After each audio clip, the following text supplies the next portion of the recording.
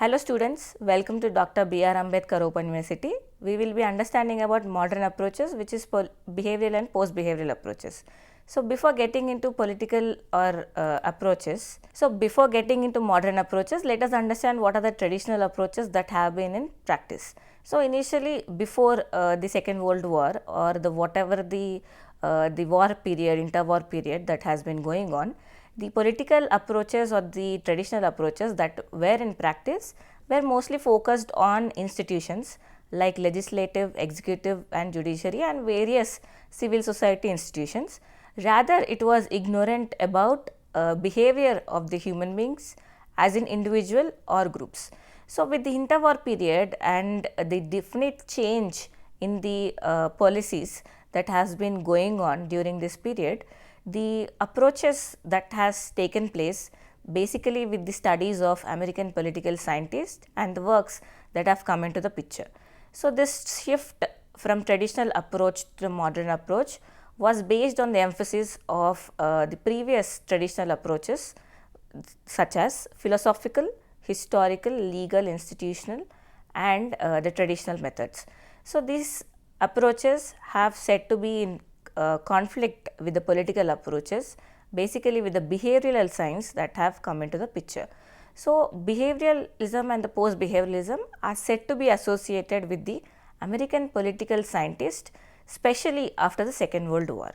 So, this emerges as a political coincidence in the behavioral sciences because it seeks to provide a qualitative approach in repercussion to the traditional approaches, which were basically based on the idea or the logic of reasoning rather than value added material. So, first if we understand how did we end up having this modern approaches like behavioral or the post behavioral, it can be credited back to the works of Graham Wallas in Human Nature in Politics, where Graham Wallas explores facts and evidences, and one of the other studies by Arthur Bentley, where Arthur Bentley in his process of government, he says or he gives importance to emphasis on study of individuals or group of individuals, because these two works gave emphasis more to the scientific data, because during the post Cold War they have their works have been looking into more of scientific data rather than depending on the earlier literature that has been existing. So, this studies gave dissatisfaction with the nature, scope, method and the conclusions that have already been running in the picture with the traditional approaches. So, this traditional approaches and the dichotomy or the opposition given by the modern approaches in the political science has been put forward by the American scientists or the works associated with them. So, in traditional approaches or the conflict between the modern approaches could be studied with the definite definition of behavioral or the post behavioral approaches, and in the coming lecture we will also understand about the differences between the behavioral and the post behavioral approaches, because although the post behavioral approach was an offshoot of the behavioral approach, they did have differences with the behavioral approaches. Now, let us get into what is behavioral approach. So, behavioral approach, as we all know, that has developed after Second World War, but we cannot say that it has immediately developed after the Second World War, because it has always in picture before the interwar phase, which is First World War.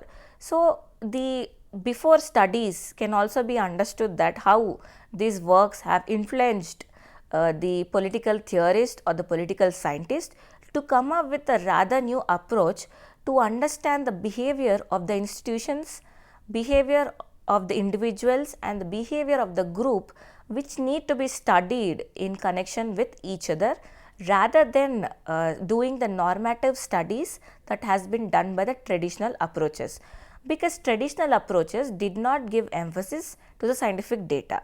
It only gave emphasis to the value added data that has been done through the discussions, that has been done through the interviews or the surveys which have been collected not scientifically. So we can say behavioral approach was an offshoot to the emphasized normative approach that has been given by the traditional methods.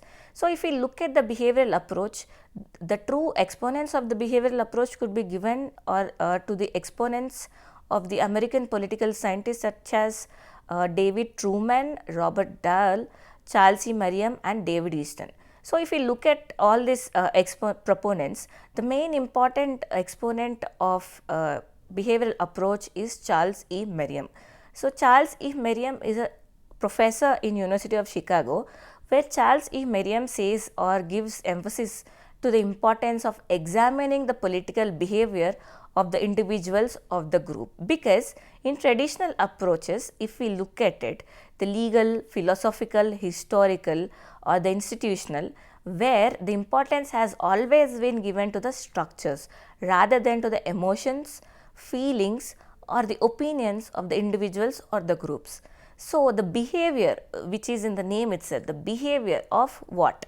Here we are talking about behavior of the human beings rather than behavior of the institutions, because the behavioralists give importance or the priority to the individual behavior because they mold the behavior of the institutions in written rather than institutions shaping the behavior of the individuals.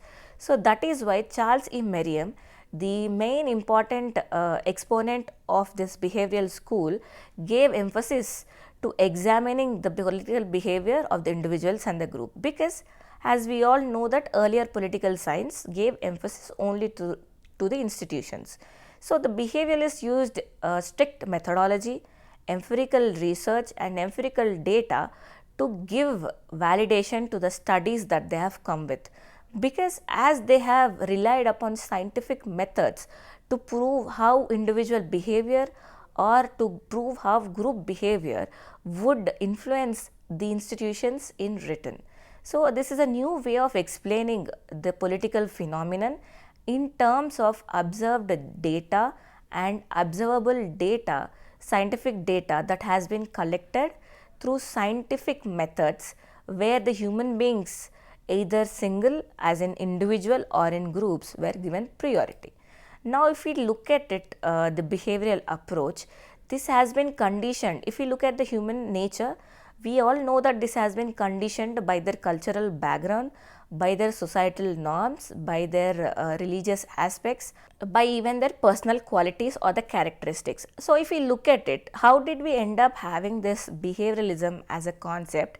This could be dated back to 19th century, where John B. Watson, a psychologist, was the first man to coin this term, which is called behavioralism, because the human behavior or the importance of human beings making decisions and the cultural influence that they put upon the institutions really matter, where they could shape how the institutions could be working in progress.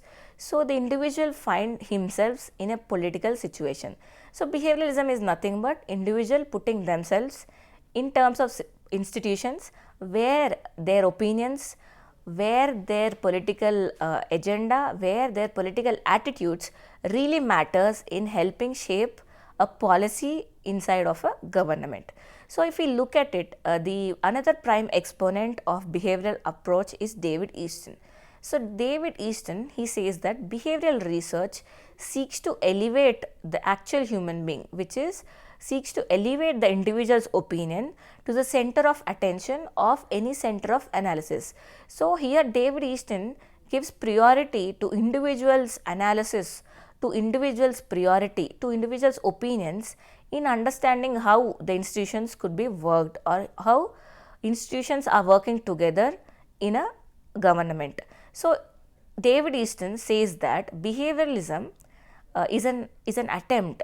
The study of human nature in behavioralism is an attempt to improve the understanding of political science in a systematic manner and in a systematically collected data which could be proved at any given point of time and interpreted to solve any problem in the society scientifically.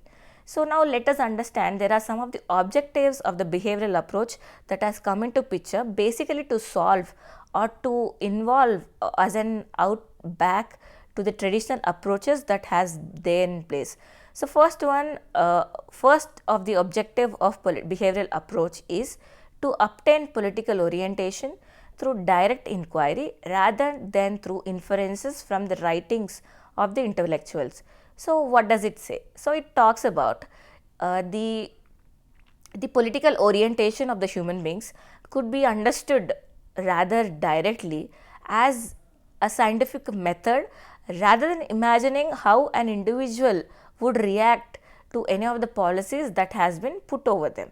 Now, next one, to obtain systematically collected data rather than data obtained through casual means such as conversations and inadequate samples. Here the variables and the systematic collection of data was given priority rather than collecting data through oral interviews or through a word of mouth. Next one is to give qualitative meaning to such words such as characteristic usually found in studies of political attitudes, because the political attitudes or the political behavior of how an individual would react to a policy were rather initially not given any priority, because the priority was given mostly to the structures rather than to the behavior of the individuals. Then next one is to characterize political system by the patterns of attitudes discovered through systematic inquiry. So, here it gives priority not just to the political attitudes of the people, but the collection of data through political attitudes of the people through a systematic way. Next one is to analyze attitudes and to explain why the attitudes are as the way they are, because initially that would give the traditional approaches as they give importance to the institutions, and institutions were rather reacting to the, because to analyze the attitudes initially the traditional approaches, the institutions were rather giving priority to the structures that has been run by the individuals rather than the individuals that they are giving their policies on. So, next one, these are some of the objectives of the behavioral approach, and now we talk about how did we say that behavioral approach was rather an hit or rather a replacement to the traditional approaches. So, this could be seen inside if we look at the achievements of some of the achievements of the behavioral approach. The first of such achievement is it changes studies from structures to the institutions to behavior and the roles of the individuals. Now, we can see the studies have shifted from structures to individuals. Next one, it gave priority to the attitudes, motives, behavior, perceptions of the individuals rather than the attitudes or rather than the functions or the rigidity of the institutions that they were working in. Now, next one is it developed tools and techniques in a scientific way to collect data rather than just to believe on informal data that has been collected on. Now, it gave priority to political attitudes such as also the voting behavior and the public opinion. All these things were given priority in collecting data rather than the structures that has been working earlier by making policy by themselves. Now, if we understand the behavioral approach as we have studied in the before slides, that it talks about the behavioral approach did not come all of a sudden. It has slowly taken its phase through 3 different phases. The first of such phase is during First World War, the second phase is during the Second World War, and the third phase is till the end of 1960s or till the development of post-behavioral movement. Now, let us talk about what all achievements that have been obtained in the first phase. So, before getting into that, there is an evolution could be studied in a circular manner, where initially the psychological behavior, where the first priority should be given to the psychological behavior, and how this psychological behavior could be studied inside of a cultural norms or the societal circle that the individuals are living in. Then the individual could be studied in the context of the political system that they are living in. So, now all these are studied under the empirical analysis or the scientific data that could be collected in this political system. Now, this is how the evolution of behavioralism have come into the picture, or the scientific study of individuals have come into the picture. Now, the first phase, the important achievements of first phase. This led to increase in use of empirical and quantitative methods in comparison to the normative methods that have earlier been used by the traditional methods. The prime exponents of the first phase could be given importance to Stuart Rice and Harold Laswell, where they began to employ the scientific methods or scientific data in their writings initially. Now, it used the context of content analysis and application of psychoanalytical theory in studying individual behavior in terms of institutions. Now, it also gave attention to qualitative aspect and less on substantive problems. Now, second phase, it looked into real empirical data and gave importance to quantitative trust only after the Second World War, and it is also characterized as a positive behavioralism, and the main exponents of this second phase are Talcott Parsons, Harold Laswell, David Easton, Gabriel Almond and Carl Dusch. Now, next, the quantitative methods, multivariate analysis, surveys, questionnaire methods, interviews and statistical analysis, all these important scientific analysis were given importance in through all the writings of the second phase. Now, if we look at the third phase, because after the 1960s, it gave rise to post behavioral approach. So, in spite of this third phase has seen an increase in using various mathematical statistics, multivariate analysis, and also the qualitative strategies were employed very rigorously. So, during this phase, the behavioralists were divided into two phases. The first one could be seen in positive behavioralists, and the second one is theoretical behavioralists. Because positive behavioralists, we already know that second phase theorists are known as a positive behavioralist, where they gave importance to mathematical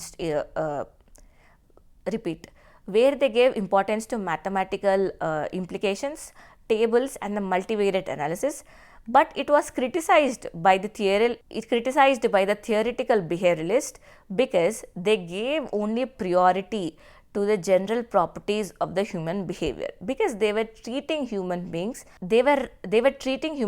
as some machine rather than understanding the various social factors that could influence or that could put an impact on their behavior.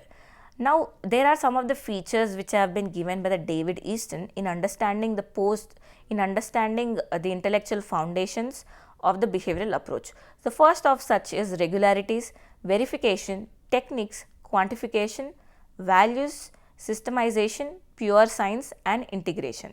So, if we look at the regularities, so regularities are nothing but the regular occurring patterns that could be understood in analyzing the scientific data or the patterns that has been put forward by the individuals. So, these are expressed in theory, and also they provide prediction for the political phenomena in coming future. Now, one of such feature is voting behavior, because voting behavior over the years could enable us to understand the voting behavior of the upcoming constituencies in the upcoming elections that could be used by the policy makers in analyzing or assessing the policies. Now, the political behavior, social attitudes, economic position, caste affiliation, all such features will play an important role in analyzing the regularities in predicting a uniform pattern. Next one is verification. So, the verification according to behavioralist is nothing but knowledge is valid. Now, when can we say that knowledge is valid? It is only valid if that propositions can be proved empirically and tested and tried over a long period of time. So, all this evidence must be observed under scientific observation. Now, next one is techniques. Now, how do we collect that data? So, the techniques implied should be scientific in nature, like multivariate analysis, mathematical models and simulation methods. So, through these methods data could be collected and quantified. Now, quantification of data. This quantification of data is very important in analyzing any important phenomenon or in analyzing the political behavior of the individuals. So, quantifiability is one of the important feature of this behavioralism. So, in quantifiability is nothing but it determines the scientific collection of data and the significance of how far this data could be reliable and how far the knowledge could be studied in understanding the complexities. Now, next one is values. Values are nothing but the clear cut distinction should be drawn between ethical evaluation and the empirical explanation. So, this helps in understanding the scientific inquiry of the political behavior, and it gives objective, value neutral and the value free data interpretations. Now, another important notion of this behavioralism is it tries to find out the difference between what it is and what it ought to be. So, these both rely upon values and facts that should be studied scientifically in combination with each other rather than in studying in independence. Now, next one is systemization. Now, how do we know that the data collected is to be understood by any person in analyzing the political behavior or the human behavior? So, the data must be systemized. This systemized and to be put to study both theory oriented and theory directed. So, the theory and the research should be given importance and the priority in understanding the political or the human behavior of an individual or the group. So, systemization stands for establishing a logical interrelationship between theory and research. Now, the theory unsupported or by the data may turn out to be futile, because the theory not supported by the data is not scientific. So, this must be cross verified and the social realities must also be taken into consideration. Now, pure science. Theory building and application are two parts of scientific approach. So, the behavior logically proceed and ultimately provide the basis for building a theory. Now, next one, there are certain efforts that must be put to utilize this theoretical interpretation or the knowledge for the solution that has been collected scientifically, because pure science forms a link between theoretical understanding of politics and application of this theory to solve real life problems. Now, integration. So, initially political science, as it cannot work in isolation, so this has to be integrated with other social sciences. So, as it has to be integrated with other social sciences, we cannot find a clear cut demarcation or the distinction between various human activities, political realities and the question. So, in order to properly understand what factors are influencing the individual to take that political attitude or the introspection into the policies that has been put forward by the institutions. So, now it is unavoidable and necessity for integration of political science and other social sciences, because it brings up a new awareness about the need for all the social sciences to work together in building up a scientific research and empirical methods in countering the normative approach that has been put forward by the traditional approaches. Now, behavioralism in a way brought new awareness about the need for the scientific research, empiricism and stress on rigorous use of new analytical techniques. This also stresses on the new analytical techniques through a scientific method by challenging the traditional approaches. Now, behavioralism has been criticized by another approach that was an offshoot of this behavioralism. So, this basically happened after 1960s. So, this is known as post-behavioral approach, because post-behavioral approach was an outcry to the behavioral approach which ignored the social norms, which ignored the social realities and it did not consider the environmental prospects or even the nuclear holocaust or the disasters, the policy disaster that has been happening. So, because they have been outcrying saying that behavioralism has totally been scientific in nature, it did not consider the environment that has been affecting the human attitudes.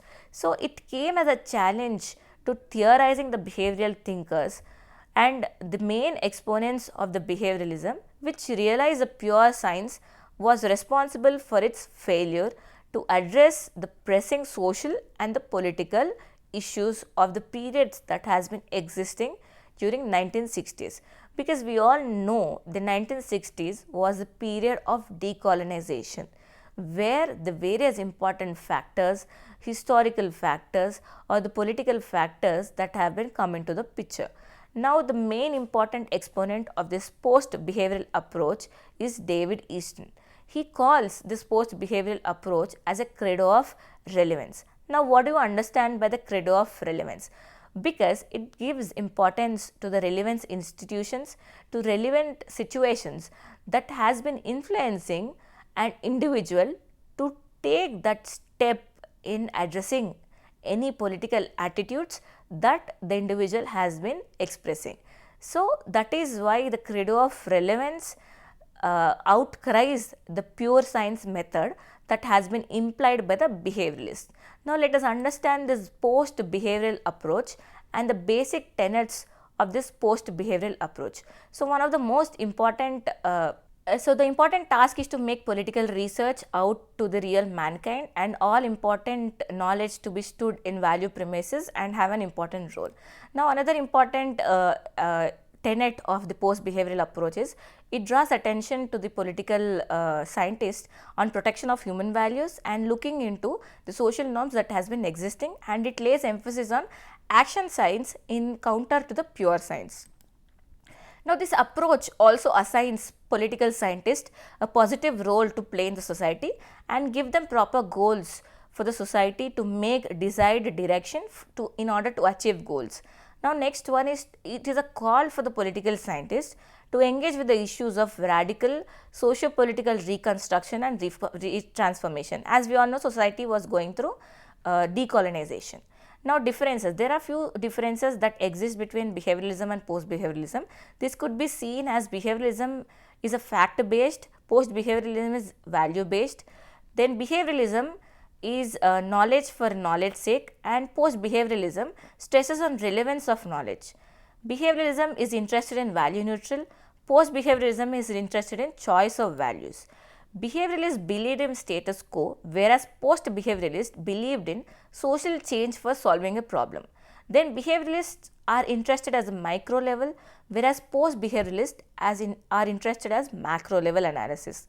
Now, behavioralists insisted on making political science behavioralism has insisted on making this political science, whereas post-behavioralism tried to convert it into applied science. Now, the post-behavioralism in India could also be seen as a dichotomy between fact and value, because as it had played a major role in American society for better development. Now, if we conclude the behavioralism and post-behavioralism, we all know that behavioralism has been a trend from 1940s and it reached its climax in 1960s. And the central theme of behavioralism is studying human behavior, and it gave priority to the capacity and more importance to the valid and useful knowledge. Now, if we look at the post-behavioral approach, it rejected some of the premises of the behavioral approach, and it gave social sciences importance that it should not be loaded with rigorous issues of scientific formulation. Rather, it should be given priority to the social norms and the existing norms that a human being as an individual or group living in a society. Now, post-behavioralists also said that it should be oriented towards social purpose and action rather than just relying it upon as a pure science. Now, it should also address the urgent social problems and be purposive.